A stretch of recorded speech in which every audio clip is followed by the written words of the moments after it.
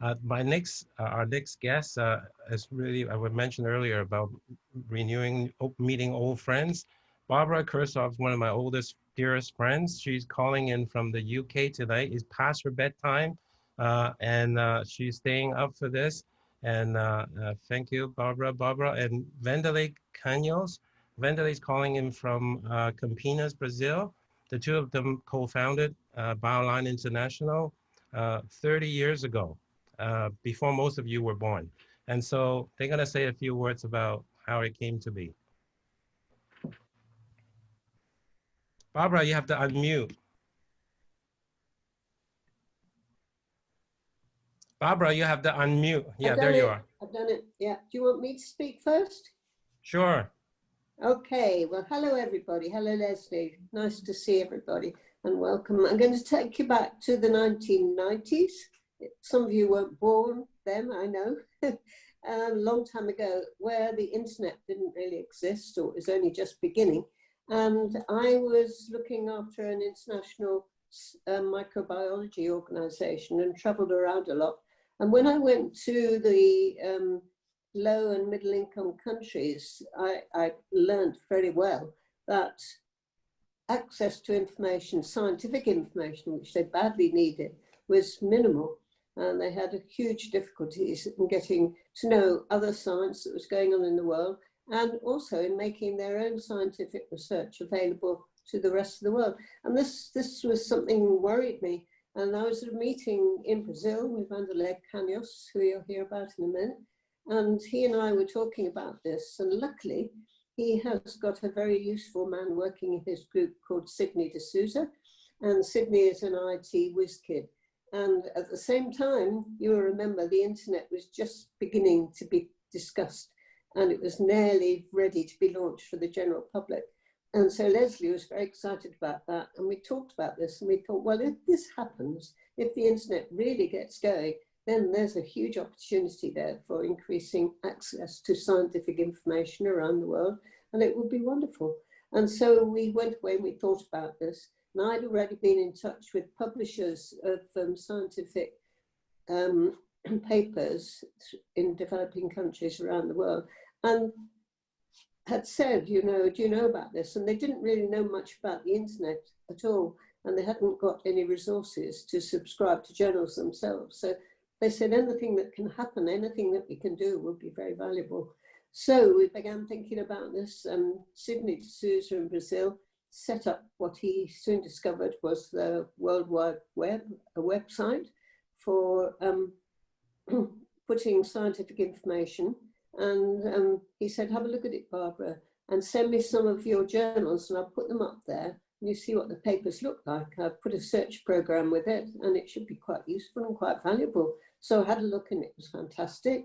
It was just wonderful. There were all the scientific papers online. You could search them for minute details. So in my case, I searched for something to do with yeast taxonomy because that's my field of science. And it was just amazing. So I went back to some of the publishers in the developing world that I'd contacted before and said, look, this is happening. How about joining in with us? How about contributing your journals to us? And they were very hesitant indeed, firstly because they weren't too familiar with the internet yet. It was only in 1993, I think, that the World Wide Web was actually made publicly available. And they were struggling with that. And also they were worried that they would lose the very small income that they were getting from selling the hard copies. And so it was a bit of a struggle to get them to collaborate with us. But some of them were brave and they did. And they sent the information by post. So I had to undo their huge bundles of papers and scan them and digitize them and send them to Sidney D'Souza. And he put them on the internet. And when we told the publishing organizations that had collaborated with us to have a look, they were overjoyed. They were absolutely amazed because they knew this was going to make a huge difference to science in general in their country and to the work of the scientists themselves, who felt very isolated, felt they didn't have any contact with other scientists around the world.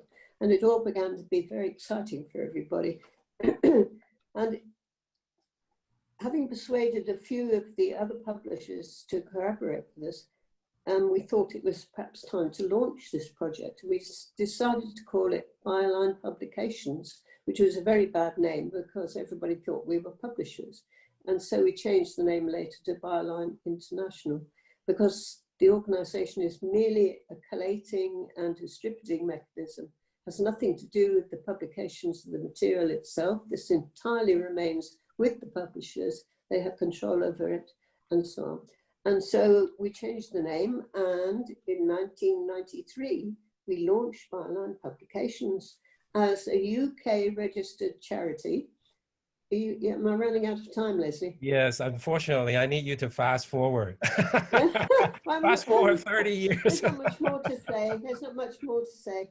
Just to tell you that back in the year 2000, the number of full text downloads from the site was 1,000 full text downloads from all the people that were using it.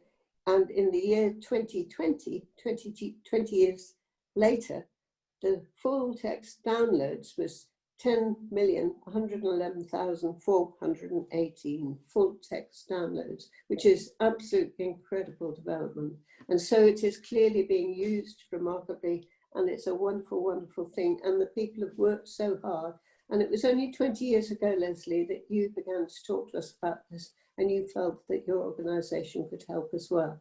And it's clearly from what your director has been saying as well, that Bioline is in a good place there. So it's now a collaboration between Canada and Brazil, and you hear more about it from Vanderlei Canhos in a moment. So thank you for asking me, and congratulations to Leslie and Vanderlei and to all the wonderful publishers who've been collaborating with Bioline Publications. It's hugely important, has increased science enormously. Thank you. Thank you, Barbara. I want to add that you started this in your 70s, and then you continued to work on this in your 90s. So you are an inspiration to us all to speak of this. So. Oh, no, rubbish. Thank you, Leslie. Vanderlei. So Vanderlei's groups are the group that actually provide the infrastructure for Bioline. Yes, Leslie, thank you for this invitation. And it's really nice to be here together with you, Barbara, and all the people. And I would like to go back a little bit back because first time that I met Barbara was in 1985. Was end of September 1985, 35 years ago. And I went to Norwich to visit the East Type Culture Collection. And I had like this amazing opportunity to meet Barbara and Brian. And it was great because at the first time they just invited us to their house, and she prepared a roast beef with Yorkshire pudding.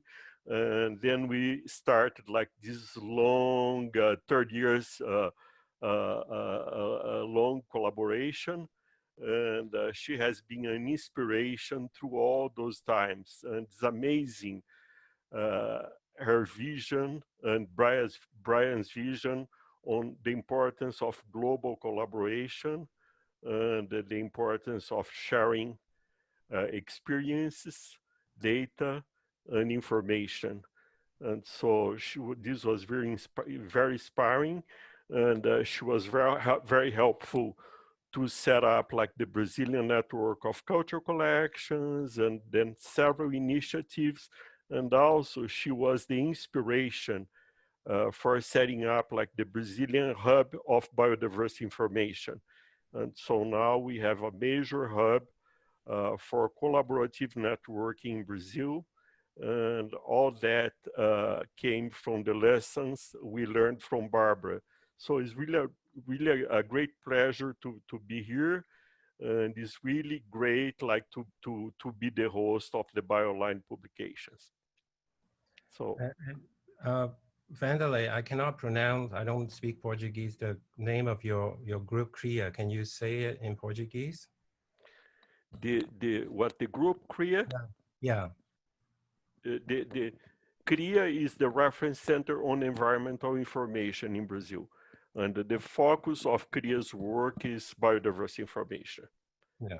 And And they have, like as to the people that are behind the information system, the leading people is Sidney Souza, is the guy that is responsible for the system that hosts like the Bioline publications, and this system is housed at the cloud services of the Brazilian Research and Education Network, RNP.